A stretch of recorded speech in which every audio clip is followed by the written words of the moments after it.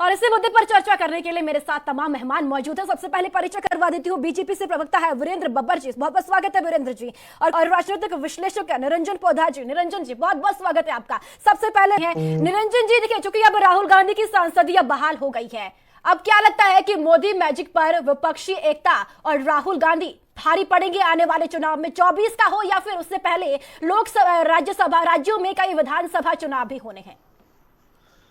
देखिए परिधि, निश्चित रूप से मेरी बात बहुत सारे लोगों को अप्रिय लगती है और मैं चाहकर भी किसी चीज का समर्थन करना चाहूं तो भी मैं समर्थन करने में असमर्थ होता हूं। उसका कारण क्या है? उसका कारण मैं आपको तर्क देता हूं परिधि जी। आप ये देखिए कि जिस तरीके से अब राहुल गांधी जी की जो संसद सदस्यता बहाल हुई है, उसके अंदर आप देखेंगे कि जिस तरीके से उत्साह का एक बहुत बड़ा माहौल सा ऐसा बनाया जा रहा है। सबसे पहले तो मुझे एक चीज आज तक ये समझ में नहीं आई कि पिछले 9 वर्ष से 10 वर्ष से राहुल गांधी जी लगातार मोदी जी के विपरीत आप ये मान के चलिए लोकसभा सदस्य थे। तो मुझे एक बात बताइए, कौन सी विशेष उपलब्धि हुई इसके अंदर?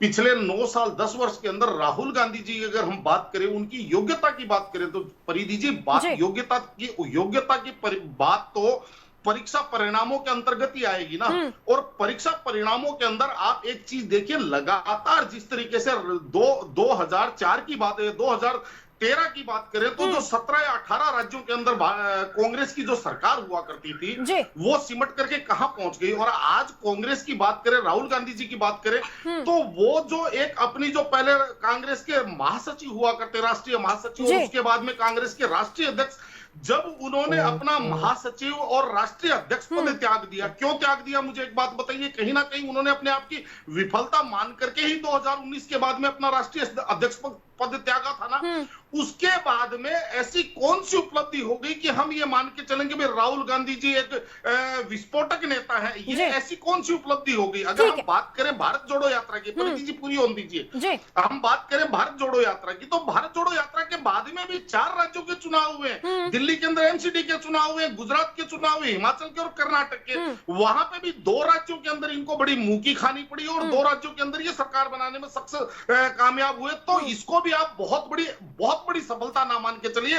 और सबसे बड़ी बात, मुझे एक बात बताइए कि जो 55 वर्षों से गांधी परिवार की परंपरागत सीट थी, मैं बात कर रहा हूं अमेठी की, राहुल गांधी जी पिछली बार वो सीट तक नहीं बचा पाए और ये कह रहे हैं कि इतने प्रभावी नेता हैं, इतने, और ये जिस तरीके की बातें करते, देखिए मेरे को ये गले नहीं उतरती। उसका कारण ये है कि आप अगर अपने बच्चे को कहें कि मेरा बच्चा तो देश का, दुनिया का सबसे सर्वश्रेष्ठ बच्चा है, तो आप कह सकते हैं, आपको अधिकार है, लेकिन पूत सराय तब माने जाते हैं जब जनता सराहती है। मेरा यही मानना है। निरंजन जी आपके पास आऊंगी। देखिए 135 दिन बाद कांग्रेस राहुल गांधी की संसद में वापसी हुई है।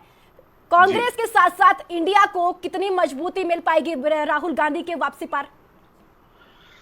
देखिए प्रियंका जी, इंडिया को कितनी मजबूती मिल पाएगी ये तो आने वाला भविष्य बताएगा, लेकिन मुझे एक बात बताइए कि जिस तरीके से ये इंडिया गठबंधन बना और उसके अंदर अपने जो राज्य इकाई है, चाहे मैं बात करूं दिल्ली की इकाई की, चाहे मैं बात करूं पंजाब की इकाई की, राज्य इकाइयों का मनोभाव दरकिनार करके जिस तरीके से इन्होंने अरविंद केजरीवाल का साथ दिया है, और आप ये मान के चलिए सारी अपनी जितनी भी इनकी जो राजनीतिक नीतियां थी उनको बिल्कुल किनारे कर दिया। और कल देख करके बड़ा अद्भुत लगा कि दिल्ली अध्यादेश के ऊपर जो सर्विस बिल था उसके ऊपर अभिषेक मनु सिंघवी जी जो कांग्रेस के वरिष्ठ नेता माने जाते हैं, उन्होंने शुरुआत करी।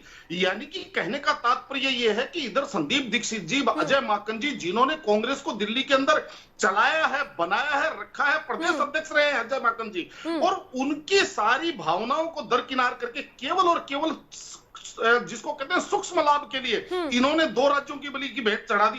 पंजाब की बात करें प्रीति जी, तो आप ये देखिए इनके पंजाब के सांसद कह रहे हैं कि भाई हम बिल के जो समर्थन में वोट करेंगे। तो कहने का तात्पर्य ये है कि आप ये देखिए इंडिया को कितना लाभ होगा, ये तो इसी चीज से। रही बात एक चीज और यहाँ पे मैं तो थोड़ा सा बोलना चाहूंगा प्रीति जी, मुझे एक बहुत बड़ी विडंबना है जिस तरीके से टेलीविजन के ऊपर या जहां पे भी इस चीज को एक प्रचारित किया जाता है, एक जिसको वो कहते हैं। अब ये कह रहे हैं कि सुप्रीम कोर्ट ने जिस तरीके से सजा पे रोक लगाई है उसके ऊपर स्टे दिया है तो लोकतंत्र की जीत हो गई, लेकिन उसी को हाई कोर्ट ने उसको अगर सही माना है या जिला जज ने उसको अगर सही माना है तो वहां तक इसका मतलब हाई कोर्ट और जिला कोर्ट बिकी हुई थी, भारतीय जनता पार्टी के राजनीतिक षड्यंत्र के अंदर शामिल थी। तो मुझे एक बात बताइए कि हाई कोर्ट के जज कौन नियुक्त करता है? ये सुप्रीम कोर्ट ही करता है ना। अगर सुप्रीम कोर्ट को लगता है कि हाई कोर्ट बिकी हुई थी तो अभी तक वो जज क्यों बैठे हुए? ठीक है, इन सवालों का बहुत बहुत शुक्रिया सभी मेहमानों का।